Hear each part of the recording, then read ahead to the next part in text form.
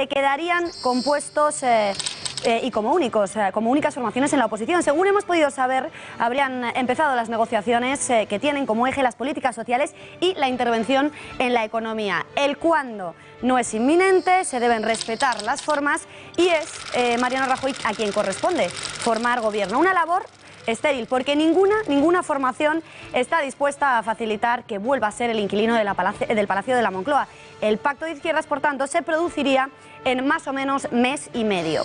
Pese a que cuestiones formales los partidos de izquierdas tengan que esperar a que la fuerza más votada intente formar gobierno, lo cierto es que ya han empezado los contactos. Los ejes son derogar la reforma laboral, un plan de emergencia social, subir el salario mínimo y un sinfín de medidas de izquierdas hasta llegar al derecho a decidir, aspecto que todavía no se ha puesto sobre la mesa.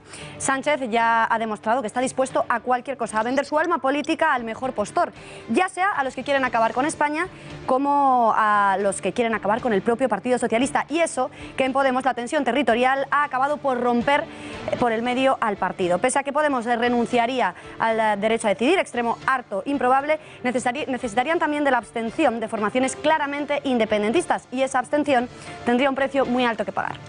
Hay motivos, por tanto, para temer ese posible gobierno de unidad popular del Frente Popular. Lo analizamos en el editorial de Eduardo García Serrano.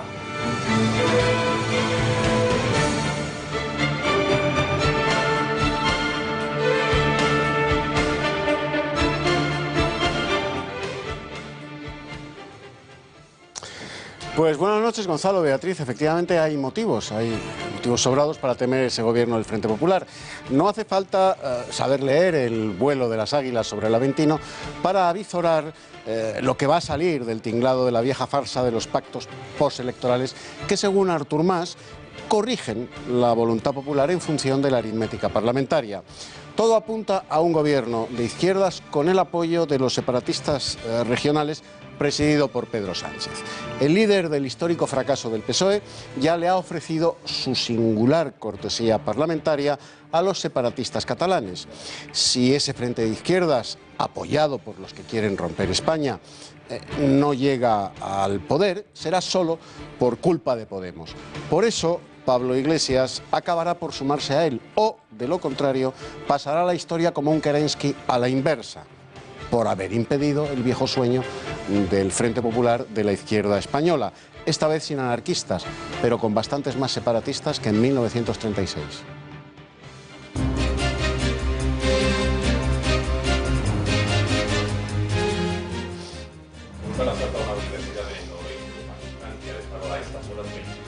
Y 50 personas heridas. El grupo de terroristas armados con fusiles de asalto y granadas han escalado los muros del campus. Una vez dentro del complejo universitario, han comenzado a disparar contra estudiantes y profesores en las aulas y en una residencia. La policía afirma que la operación ha concluido, por lo que han procedido a peinar la zona en busca de pistas.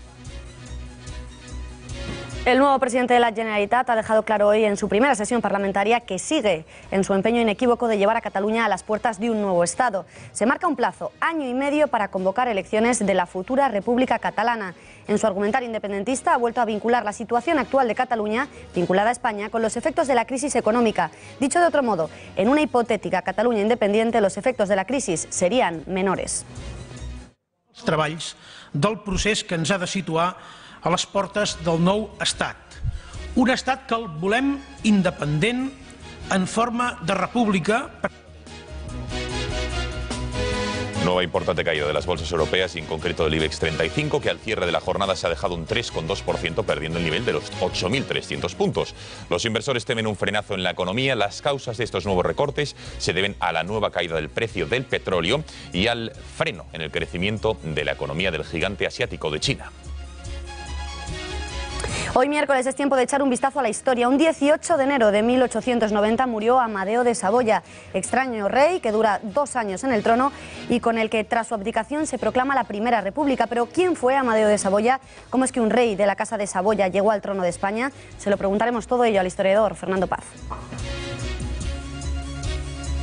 Y en los deportes, Juan Manuel Pérez Noya, buenas noches. ¿Qué tal? Buenas noches. Bueno, en unos minutos se inicia la Copa y a falta de Copa para el Madrid, presumen de Zidane, que no es poco. Exactamente, hay ilusión en el madridismo, dado que el Real Madrid quedó eliminado administrativamente de la Copa del Rey. Bueno, pues presume de Zidane, de su nuevo entrenador en las redes sociales. Vamos a ver la imagen que ha publicado corriendo al frente del grupo. Un líder predica con el ejemplo. De hecho, Zidane ha sido el protagonista de la foto oficial del Real Madrid que se ha hecho esta mañana en Valdebebas. En el Tiempo de Deportes sabremos más de esta foto del Real Madrid, de esta Copa del Rey y del posible fichaje de Lewandowski por el Real Madrid.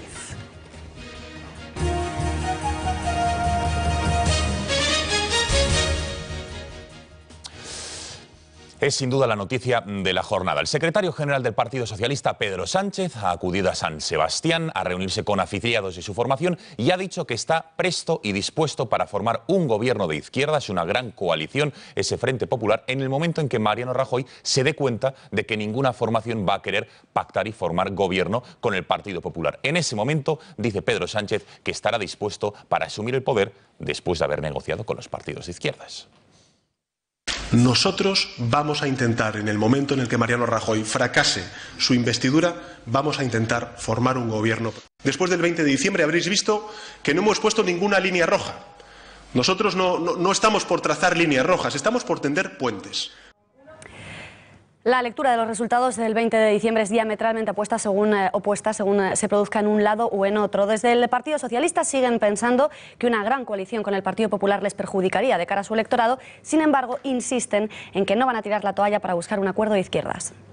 Todavía no ha habido conversaciones, pero le garantizo que las habrá si Rajoy no es capaz de ser investido en primera o en segunda votación. Habrá conversaciones, por supuesto que sí, porque además creo que no tenemos derecho a tirar la toalla, ni los socialistas ni ningún otro partido tenemos derecho a tirar la toalla. No nos han votado los ciudadanos para que tiremos la toalla a la primera dificultad que se nos presente en este camino, que en todo caso va a ser un camino difícil.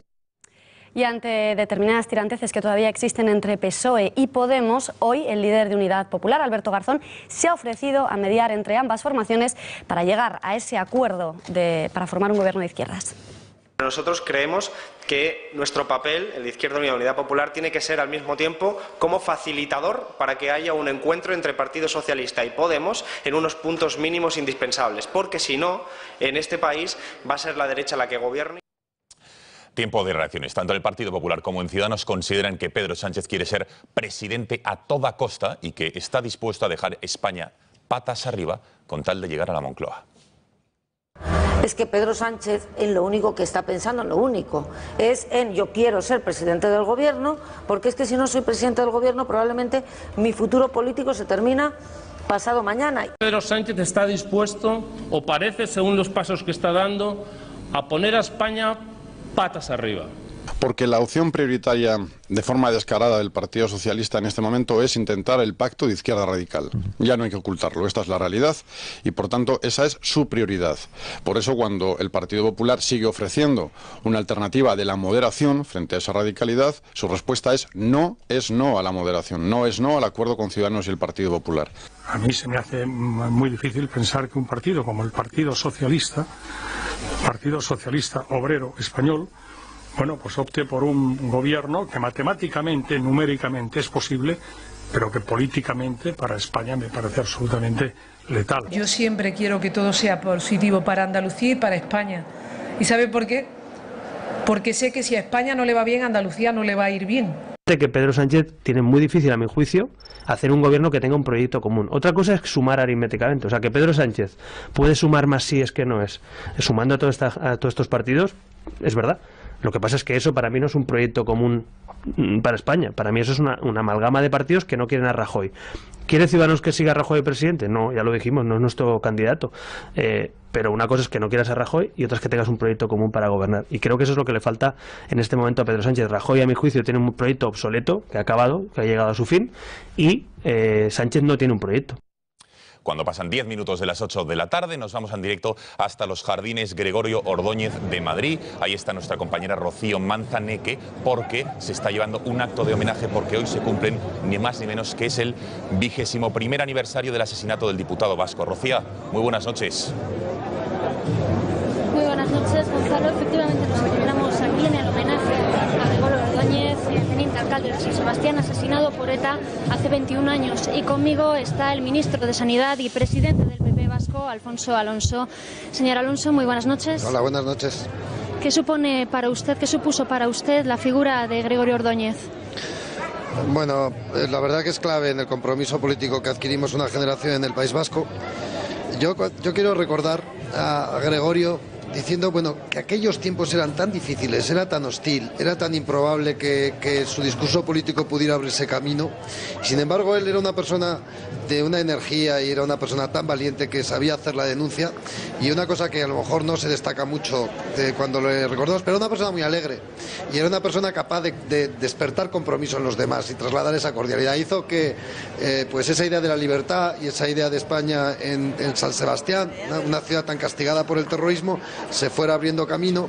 Él iba a ser alcalde de San Sebastián, lo mataron para que no lo fuera, y cuando lo mataron quisieron matar la posibilidad de que haya una ilusión en torno a una convivencia y en torno también a esa defensa de España en el País Vasco, y quisieron matar con él también la libertad. Ese es el mensaje, y todos los días lo recordamos. Por difíciles que sean los tiempos, merece la pena luchar por nuestras ideas, tenemos que hacerlo con ilusión, tenemos que ser contagiosos al trasladarlo, podemos ser alegres, podemos ser duros, tenemos que actuar con la misma energía y con la misma pasión que ponía en las cosas Gregorio. Pues que así sea. Muchísimas gracias, señor Alonso. Y este ha sido un emotivo homenaje a Gregorio Ordóñez. Y creo, señor Alonso, que le quieren preguntar algo desde el plató. Señor Alonso, no sé si me escucha, ministro, muy buenas noches. Señor Alonso, muy buenas noches. Le paso el pinganillo. Qué bien, está. Perdone, señor Alonso, Sí. Ministro, eso es todas las cosas del directo. Buenas noches. En primer lugar, nada, no intentemos más de un minuto. Le agradecemos que atienda la llamada de este informativo. En primer lugar, ¿cree que sigue vivo el espíritu de Gregorio Ordóñez a día de hoy, 21 años después de que haya muerto, y que fuese el estandarte y el baluarte de unos valores que, en fin, algunos sectores del PP dicen que no quedan en el PP de a día de hoy? Pero usted, que ha vivido en el País Vasco, que ha sufrido todo lo que ha significado los últimos años, ¿cree que sigue en vivo ese espíritu?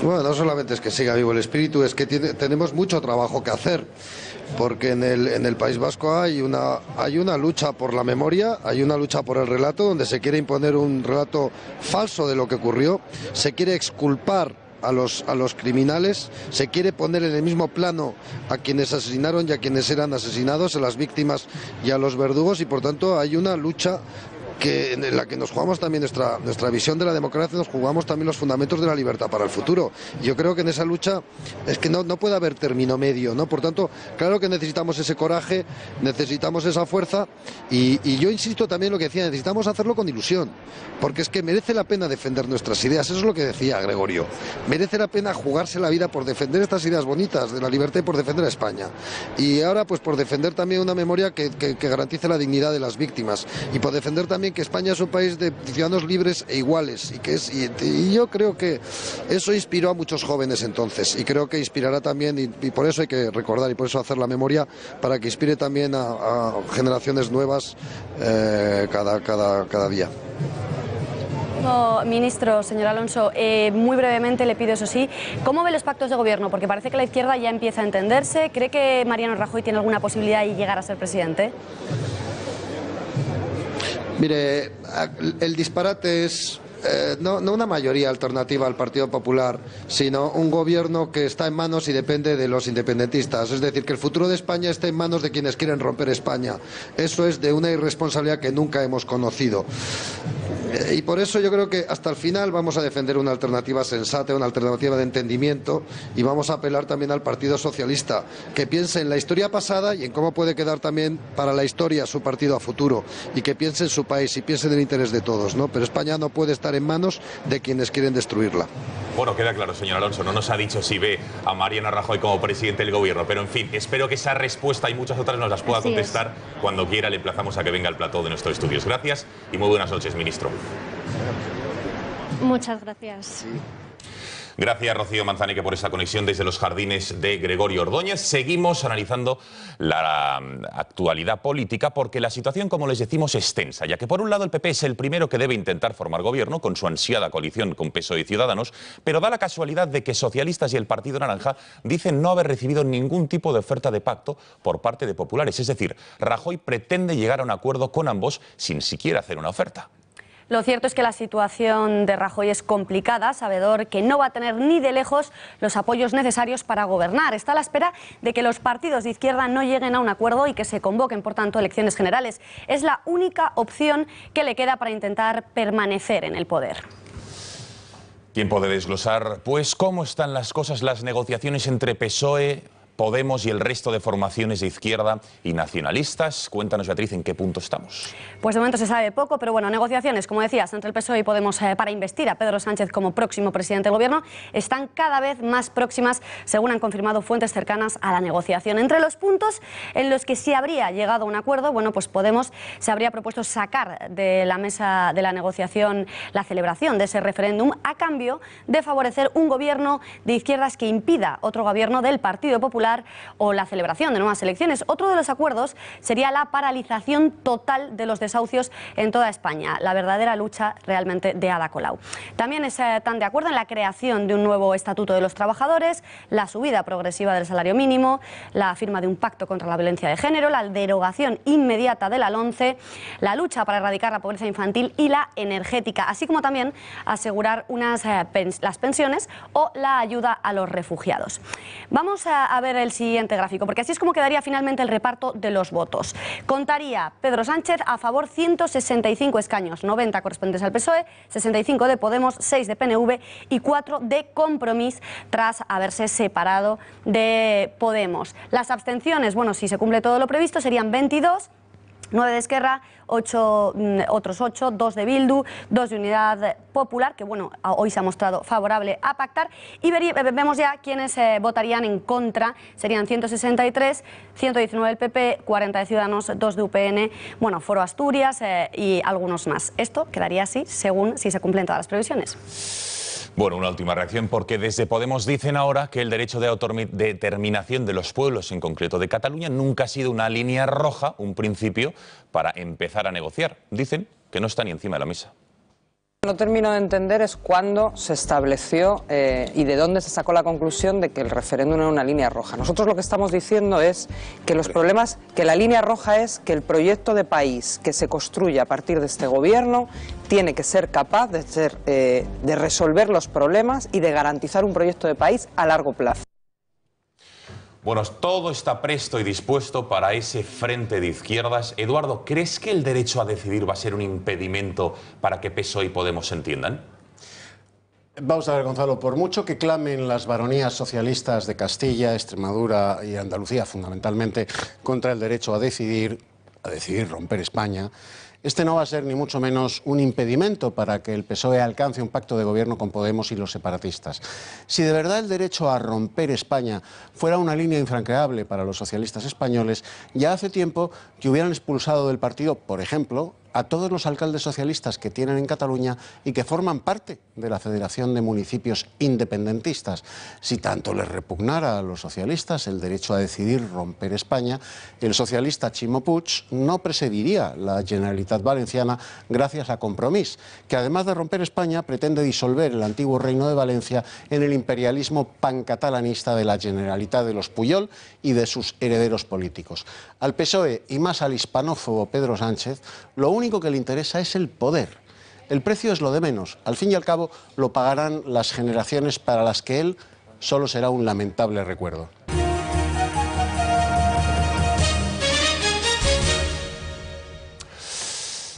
En paralelo a la hipótesis de un gobierno de izquierdas, el rey prosigue con su ronda de contactos con los partidos políticos para consultar sobre si apoyarían un gobierno del partido más votado, en este caso del PP. De todos los que ha visto hasta la fecha, solo 2, UPN y Foro Asturias, han afirmado, que suman 2 diputados, por cierto, su intención de apoyarle. El resto dicen que van a votar en contra. Y a estas horas todavía no se sabe cuántos grupos parlamentarios va a haber en esta legislatura. La mesa está dilucidando qué grupos podrán tener grupo propio y cuáles no lo podrán tener y deberán pasar al grupo mixto. De momento se confirma lo sabido: PP, PSOE, Podemos, Ciudadanos y PNV son los únicos que lo tienen absolutamente asegurado. El resto deberá esperar al veredicto de la mesa. Bueno, y dos de los principales titulares son los siguientes. La mesa del Congreso finalmente ha rechazado que tanto Esquerra Republicana junto con Izquierda Unida vayan a tener grupo parlamentario propio. Es uno de los principales titulares. El segundo es que Compromís, como saben que es uno de los socios de Podemos, no va a tener grupo autónomo por separado de Podemos como pretendía. Pero lo más llamativo es la concesión que ha hecho el PP y el PSOE a Democracia y Libertad, el partido de Artur Mas. Le han permitido, y lo van a ver detrás de mí, que tengan grupo propio pese a que incumple con los requisitos para tenerlo. ¿Qué es lo que dice la ley? La ley, pues que en todas las circunscripciones donde se presenta esta formación deben tener como mínimo el 15% de los votos. En Gerona, donde se presentó, lo supera con creces, en Lérida y en Tarragona también. Pero, atención, en Barcelona no llegan ni al 14%, tiene un 13,25%.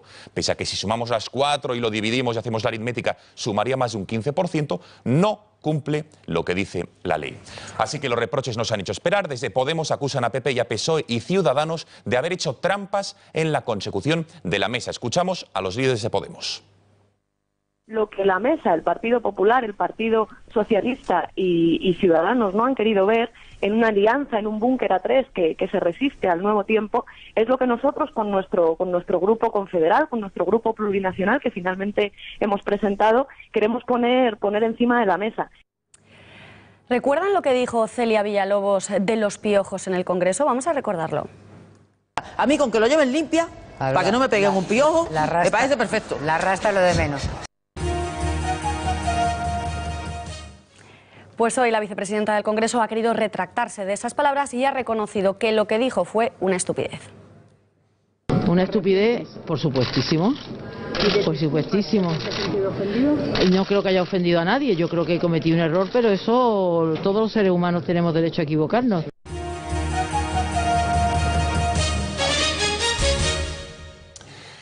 El presidente de la Generalitat de Cataluña ha dejado claro hoy en su primera sesión parlamentaria que sigue en su empeño inequívoco de llevar a Cataluña a las puertas del nuevo Estado. Se marca un plazo, año y medio, para convocar elecciones de la futura República Catalana. En su argumentario independentista ha vuelto a vincular la situación actual de esa comunidad con los efectos de la crisis económica. Dicho de otro modo, dice que en una hipotética Cataluña independiente los efectos de la crisis serían más o pequeños.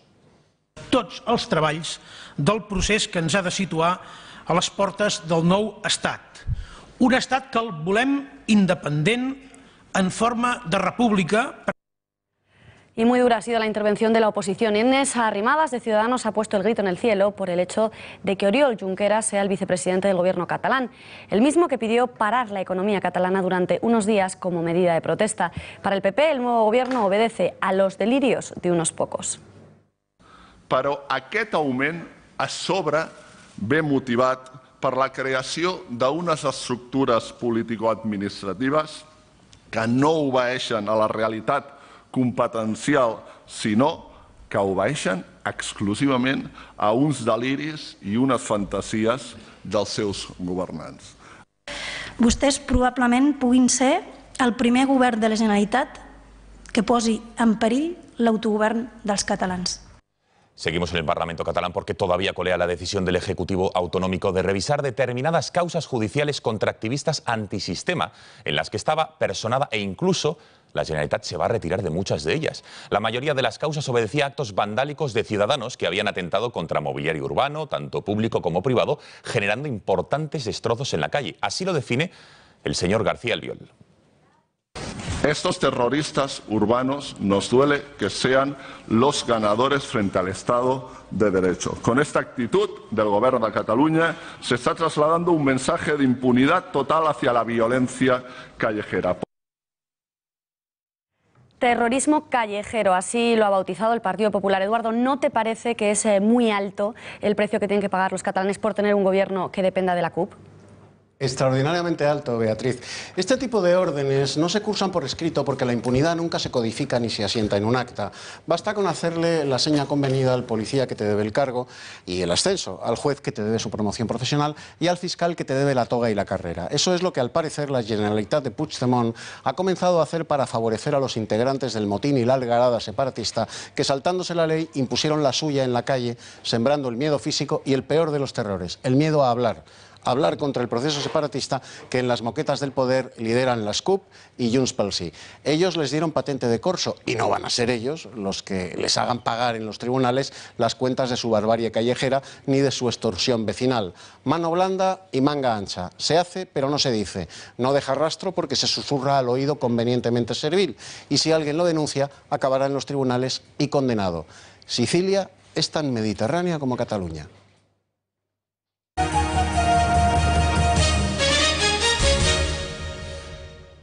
Nueva importante caída de las bolsas europeas, en concreto del IBEX 35, que al cierre de esta jornada se ha dejado un 3,2%, perdiendo el nivel de los 8.300 puntos. Concretamente está en los 8.281. Los inversores temen el frenazo en la economía. Las causas de estos nuevos recortes se deben a la nueva caída del precio del petróleo y la debilidad de la recuperación global, que entre otros riesgos advierte del peligro que entraña para la economía mundial un crecimiento menor de lo esperado de la gran potencia asiática como es China. Para hablar de todo ello tenemos en nuestro plató, ya lo están viendo, a Javier Lizán, es experto en los mercados. Señor Lizán, buenas noches. Hola, muy buenas noches.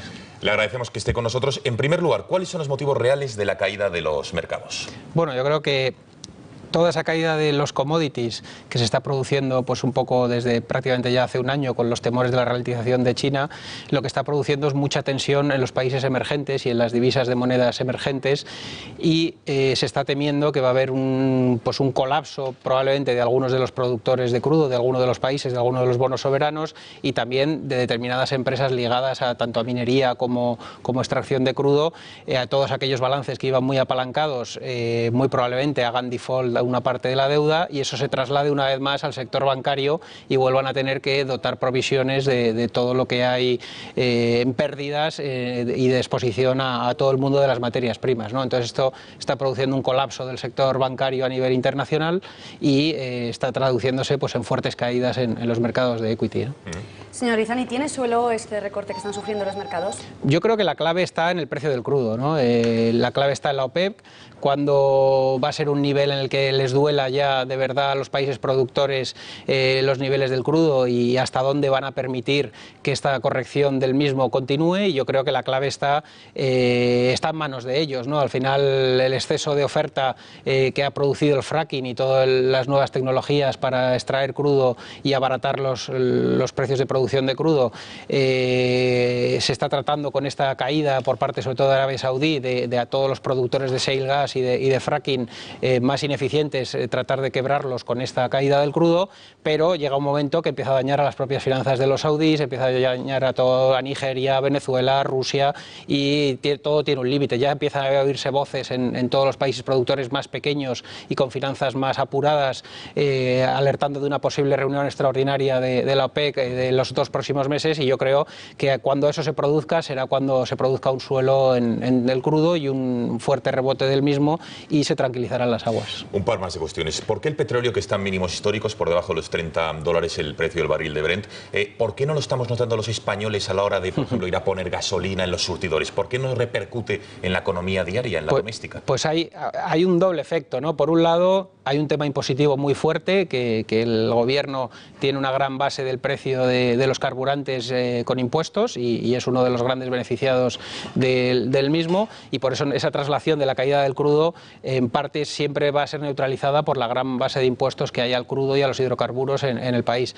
Y por otro lado, las distribuidoras de petróleo juegan a ir trasladando la caída del crudo mucho más lento de lo que se produce en el mercado spot, ¿no? Entonces, si vemos, por ejemplo, los resultados de Repsol, el refino y marketing, la parte de refino y marketing, que es el margen de comercializar petróleo, ha sido explosivo en esta caída, ¿no? ¿Por qué? Porque van trasladando mucho más lentamente a las gasolineras la caída del crudo de lo que se produce en el mercado spot, ¿no? Y eso hace que se incrementen los márgenes para la petrolera y que compense así todo lo que es la caída en upstream, que se llama, que es la exploración y producción de crudo, que es el negocio que está sufriendo más ahora mismo, ¿no? Por último y brevemente, señor Lizán, hablemos de China. ¿Cree que el gigante asiático está pasando un pequeño resfriado o que la enfermedad puede ser más grave de lo que se ha dicho inicialmente? Bueno, yo creo que es una economía planificada y esa es la base, ¿no? Entonces, pensar con la mentalidad de economías desarrolladas en una economía planificada donde las autoridades monetarias y las autoridades fiscales del país tienen una capacidad de intervención en la economía y en la sociedad total, creo que no se puede extrapolar ni valorar. Yo creo que lo van a tener mucho más controlado de lo que se está descontando en los mercados.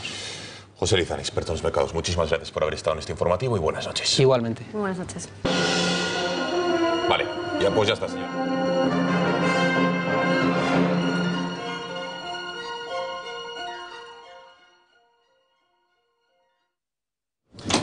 Es miércoles y ya le ven en sus pantallas el esperado, el inigualable, el inimitable don Fernando Paz, historiador de cabecera de este informativo. Don Fernando, buenas noches. Muy buenas noches. ¿Qué le parece esta nueva ubicación? ¿Más a mi vera que otra cosa? Bueno, estupendo, ¿qué me va a parecer? Maravilloso, magnífico. Sí. Bueno, es miércoles, que ya les decía, se cumplen 126 años de la muerte de Amadeo de Saboya, que fue rey de España durante 2 años, del 71 al 73, y que estuvo, como les digo, 2 años solo en el trono. Señor Paz, cuéntenos quién fue Amadeo de Saboya, en qué condiciones llegó a reinar España y por qué duró tan solo 2 años su reinado. Bueno, Amadeo de Saboya fue un miembro de la Casa de Saboya, de la dinastía italiana del Piamonte, que había protagonizado la unificación italiana y que en esas fechas justamente acaba de culminarlo. Y bueno, ¿por qué Amadeo de Saboya llega a ser rey de España? Pues es un proceso que muy resumidamente le diré. A ver, el régimen que hay en España en ese momento, el que elige a Amadeo de Saboya como rey, es un régimen que nace de la Revolución de septiembre de 1868, la gloriosa, la que echa Isabel II.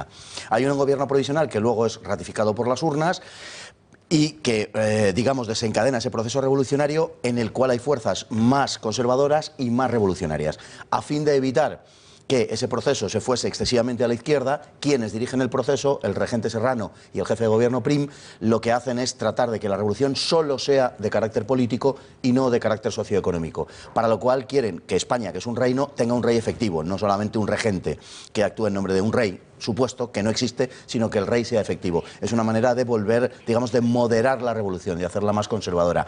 Y entonces empiezan a buscar por toda Europa. La verdad que en uno de los episodios más grotescos de la historia de España empiezan a buscar por toda Europa un candidato al trono de España. Y lo peor de todo el asunto es que una gran parte de aquellos miembros de casas reales en los que se piensa rechazan la corona por la problemática que tenía España en aquellos momentos. Y así es como se llega a la candidatura de Amadeo de Saboya. Se barajan muchas, las de Fernando de Coburgo, por ejemplo, de Portugal, la de Leopoldo de Hohenzollern, que fue el más cercano quizá, pero que Francia lo bloqueó porque era de la familia del Kaiser. Se le llegó a ofrecer la corona al propio general Espartero en una cosa verdaderamente... bueno, en fin, que se califica por sí mismo. Espartero tuvo el buen sentido de rechazarla, ¿no? Bien. Señor Paz, así era Amadeo de Saboya como rey, pero ¿cómo era como persona? Porque se ha dicho que era masón, ¿hay algo de cierto en ello? No, era masón absolutamente, era grado 33 del rito escocés, o sea, no hay la menor duda al respecto, y eso condujo a que fuera rechazado por amplios sectores de la sociedad española. La Iglesia española desde el principio rechazó a Amadeo por esa razón, porque era masón, y una gran parte de la opinión pública, por supuesto en aquel momento católica, y no digamos nada a los carlistas, pues también porque lógicamente era un rey que no se correspondía con su dinastía, pero también por el carácter masónico del monarca, pues no pudo ni verle desde el principio. Además fue rechazado por la práctica totalidad de la sociedad española, excepto por el partido del gobierno, pero el resto de las fuerzas políticas y sociales le hicieron la vida imposible a Amadeo. Bueno, fue un rey, como ha dicho, elegido por un parlamento, que entiendo que para un monarca representaba sin duda una afrenta, ¿no? Eso en primer lugar. Y segundo, a ver si nos contestan el por qué duró tan solo 2 años su reinado. Pues en cuanto a lo primero, era un rey constitucionalista y democrático. No solamente no le importó que le eligiera un parlamento, sino que una de las condiciones para venir fue el ser refrendado por un parlamento. No solo, también el Hohenzollern quiso ser refrendado por el parlamento. Pero en el caso concreto de Amadeo de Saboya, fue refrendado y él estuvo plenamente de acuerdo. Además era un rey democrático, esa fue una de las razones por las cuales no fue elegido. En aquella época sí que es verdad que había algunas monarquías que no aceptaban el ser ratificado por parlamentos. Sucedió, por ejemplo, cuando se le ofrece al rey de Prusia la corona de Alemania. Se pudo haber unificado Alemania en la Revolución del 48, pero no se hizo precisamente porque venía de un parlamento. No es el caso de Amadeo de Saboya. Y en cuanto a por qué duró 2 años, pues mire, por resumirlo muchísimo, como le he dicho antes, la Iglesia española no quería ni verle. El carlismo, por supuesto, no. Los republicanos, ¿qué vamos a decir? Cuando, obviamente, estamos hablando de un monarca. Una parte sustancial del ejército español tampoco podía ni verle porque era de opiniones muy moderadas, conservadoras, y en absoluto se identificaban con los revolucionarios. En definitiva, bueno, la aristocracia, por supuesto, nada. La camarilla y la corte, etcétera, lógicamente anhelaban a los Borbones, a Isabel II, y no querían saber absolutamente nada de Amadeo de Saboya. Además, se encuentra con una situación económica penosa, porque la verdad es que los últimos años de Isabel II, entre el 66 y el 68, se produce una crisis muy fuerte, una crisis de subsistencia, subida del precio de Carestía de la vida, precio del pan, precio del arroz. Se produce un déficit público brutal que pesa sobre la corona, que prácticamente no puede hacer nada, y hereda, para colmo, una guerra en Cuba, que comienza el año 68 precisamente, y la guerra carlista, que estalla justo en mitad de su reinado en 1872. Todo ese panorama es devastador, es desolador. Yo no es que tenga unas grandes simpatías por Amadeo de Saboya, pero hay que reconocer que se lo pusieron en chino al hombre. Señor Paz, ¿por qué de la época en la que le tocó reinar, 1871, es un periodo de nuestra historia que está prácticamente olvidada en los libros de historia de nuestro país? Bueno, es un periodo que se denomina el que va de 1868 a 1874, el sexenio democrático, se le llama ahora, antes se llamaba el sexenio revolucionario, y es una época de una extrema inestabilidad. Primero hay un gobierno provisional, que es refrendado en unas elecciones, que es el de Prim, después se va al reinado de Amadeo de Saboya, y termina aquello derivando en la Primera República, y luego otra vez el general Serrano. Es una época muy, muy, muy inestable, que culmina en ese desastre que es la Primera República, en donde se concluyen, en fin, proclamándose el cantonalismo, cada cual se autodetermina como Dios le da a entender, e incluso se produce una serie de pequeñas guerras civiles entre distintas... Pero entonces con más motivo se debería hacer caso a esa parte de la historia, ¿no? Se debería tener muy en cuenta esa parte de la historia, sobre todo por una cosa que le voy a decir, y es porque nuestro tiempo histórico que estamos viviendo tiene muchos paralelismos precisamente con ese sexenio democrático.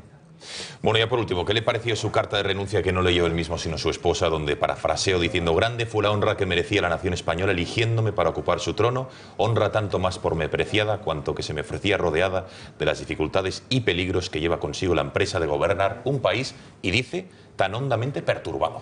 Efectivamente. Entre otras cosas, una carta francamente larga, en fin, que usted se la conocerá de memoria, pero hemos querido destacar este primer párrafo. Precisamente en una clase esta mañana la leía. Un trozo. Se la hacía recitar a los alumnos. No tanto, pero se la leía yo. Le decía antes que la situación ofrece unos ciertos paralelismos, y es fundamentalmente por esa razón. Ha calificado como el episodio más grotesco la operación de su reinado de la historia de nuestro país. En su conjunto, sin duda ninguna. Es decir, me parece que es un episodio particularmente, creo que bochornoso de nuestra historia en muchos aspectos, ¿no? Pero en el caso concreto que leía usted de la carta, realmente Amadeo abandona el trono porque este país es ingobernable. Y voy a leer un trozo brevísimo, 3 líneas apenas, precisamente de ese texto que se lee cuando él se marcha. Dice: 2 largos años ha que ciño la corona de España, y la España vive en constante lucha, viendo cada día más lejana la era de paz y de ventura que tan ardientemente anhelo. Si fueran extranjeros, y aquí viene lo grave, si fueran extranjeros los enemigos de su dicha, entonces al frente de estos soldados, tan valientes como sufridos, sería el primero en combatirlos. Pero todos los que con la espada, con la pluma, con la palabra, agravan y perpetúan los males de la nación son españoles. Toma, o sea, el enemigo dentro del país. Abandona España, dice: esto es ingobernable, esto no hay quien lo soporte, y lo intentan matar en julio de 1872, y llega a declarar literalmente: per Bacco, io no capisco niente, siamo una gabbia di pazzi. O sea, esto es una jaula de locos. 7 meses después, abandona el 11 de febrero de 1873, abandona España absolutamente desesperado. Beatriz, tú que eres políglota, ¿qué tal el italiano? El italiano bastante correcto. ¿Correcto? Muy bien, sí. Aprueba con notable. Muchísimas gracias una semana más. Nos vemos el miércoles que viene. Grazie mille, un piacere.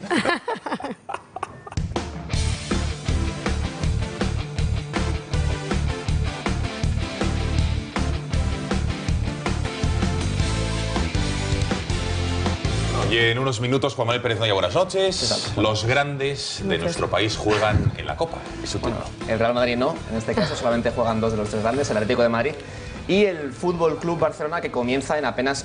El Atlético de Madrid está comenzando ahora mismo, y el Fútbol Club Barcelona comienza en unos minutos sin Luis Suárez. Apelación no ha concedido esa reducción de la sanción inicialmente puesta de 2 partidos al jugador del Fútbol Club Barcelona por llamar desecho a los jugadores del Español. Por tanto, Luis Suárez no podrá estar ante el Athletic de Bilbao en ese trascendental partido. Tampoco lo estará Messi, que finalmente no se ha recuperado de unas molestias que tenía, y por tanto no estará de la partida en San Mamés. Un Leo Messi, el protagonista de una de las fotos más virales que se ha producido en los últimos días. La estamos viendo. Este niño iraquí uno de los damnificados por la terrible guerra contra el Estado Islámico, tiene que colocarse esa camiseta de Leo Messi con una camiseta de plástico, escribirla a él para recordar a su ídolo. Bueno, pues que sepa, que esté tranquilo, que Messi ha dicho que no se va a ir del Barcelona, no va a jugar en otro equipo europeo hasta que se retire. Lo que sí que tendrá que hacer será declarar en apenas unos meses, ya se sabe la fecha definitiva, en mayo, por entrar por supuestamente participar en una evasión fiscal junto con su padre. Estamos viéndole llegar a los juzgados de Gavá hace apenas unos meses. Bueno, pues en mayo, ya sabe la familia Messi cuándo será la fecha definitiva por la que tendrá que ir a declarar. Y otro protagonista, nos vamos en este caso hasta el Real Madrid. Vamos a ver la imagen de la plantilla, la primera plantilla del Real Madrid esta mañana, efectivamente, y lo estamos viendo con su nuevo entrenador, Zinedine Zidane, que ya ejerce como también, a nivel de fotos oficiales, como primer entrenador de la primera plantilla. Se ha hecho esa foto oficial el primer equipo en unas imágenes que pueden ver en puntopelota.es. Están todos los jugadores: Cristiano, Ronaldo, Bale, Sergio Ramos y también James Rodríguez, al que le están dando mucho cariño después de estas últimas informaciones. Un jugador que puede estar la próxima temporada en el Real Madrid es el que vamos a ver a continuación, Robert Lewandowski. Según los medios alemanes, hace apenas unos minutos hemos sabido que el propio Beckenbauer, presidente de honor del Bayern de Múnich, ha dicho que el delantero polaco podría estar el año que viene en el Real Madrid, así que hay que estar muy atentos a Punto Pelota en apenas unos minutos, porque se va a hablar de este tema y de muchos más. También de lo que se hablará es de lo que comentó anoche Roberto Gómez, el físico del Real Madrid. Preocupa mucho a los dirigentes madridistas. James, en este caso, ¿está gordo o quiere engordar su ficha? Bueno, pues el director de Punto Pelota, Ulises Sánchez Flor, publica este artículo en La Información en la que habla de los problemas físicos que arrastra el colombiano y también precisamente de que ha pedido un aumento de sueldo para equipararse a la ficha de Gareth Bale. Anoche, como decíamos, Roberto Gómez en Punto Pelota habló de esos problemas físicos, no solamente de James Rodríguez, sino de toda la plantilla del Real Madrid. Vamos a escucharle. Los jugadores del Real Madrid han sido examinados físicamente, se les ha hecho unos análisis, unos test y han sido horrorosos, desastrosos, donde se ha mostrado y evidenciado que físicamente estaban muy mal. Por ese motivo, el pasado domingo, a petición del cuerpo físico y técnico del Real Madrid, Zidane recalcó en 3 ocasiones que había que mejorar físicamente. Juanma, repasamos esa alineación de Punto Pelota. Exacto, no hay que perdérselo nunca, hoy menos aún, aparte de Alonso Caparrós presentando, Ulises Sánchez Flor, nuestro director, Joaquín Maroto con la última hora del Real Madrid de la selección española, Rodrigo Jiménez, José Biernáez, Guillermo Moreno y Pedro Riesco, el exfutbolista de Deportivo y Rayo Vallecano. Programón. ¿Una llamada telefónica estelar? Una llamada telefónica, me alegro que lo recuerdes, pues me olvidaba a mí, a Carlos Marchena, ex internacional de la selección española, uno de los integrantes de esa Eurocopa de 2008 que levantó la selección. Beatriz, nos vamos. Eso será en Punto Pelota, pueden ser informados en Gaceta.es y, cómo no, en la web también deportiva de esta casa, puntopelota.es. Nosotros les dejamos hasta mañana. Señores, muchísimas gracias por su confianza. Ya lo saben, la información vuelve mañana puntualmente a las 8 de la tarde. Que pasen una muy buena noche. Adiós.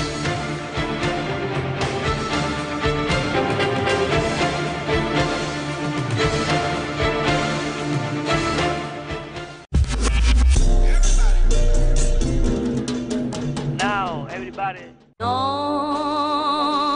rien de rien. Non, je ne regrette rien. Ni le bien